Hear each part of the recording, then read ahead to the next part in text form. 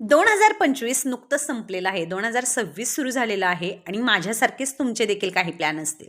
चला मग बरोबर पूर्ण करूया. पण त्या अगोदर आज माझ्या मुलीला हॉस्पिटलमध्ये न्यायचं होतं, कारण थोडीशी ती आजारी पडली होती म्हणूनच हॉस्पिटलमध्ये पोहोचलो. सुरुवातीला तर वजन चेक केलं आणि त्याच्यानंतर तिला इंजेक्शन दिलं गेलं आणि अशी काहीशी जाताना तिची अवस्था होती. घरी पोहोचल्यानंतर मात्र पाहिलं की इडलीचं पीठ फर्मेंट झालेलं आहे का, कारण संध्याकाळी इडल्या करायचं ठरलं होतं, पण त्याच्यामध्ये काहीसे चेंजेस आले. संध्याकाळी आम्हाला बाहेर जायचं होतं, म्हणूनच हे पीठ मग फ्रीजमध्ये ठेवून घेतलं. आता फ्रीजमध्ये ठेवलं होतं कारण सकाळी नाश्त्यासाठी हेच पीठ यूज करायचं होतं म्हणून.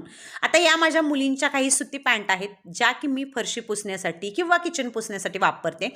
त्या मी या व्हेजिटेबलच्या रॅकमध्ये ठेवून घेतल्या. आता या रॅकचं जर तुम्हाला रिव्ह्यू किंवा लिंक हवी असेल तर सांगा, मी नक्की देईल.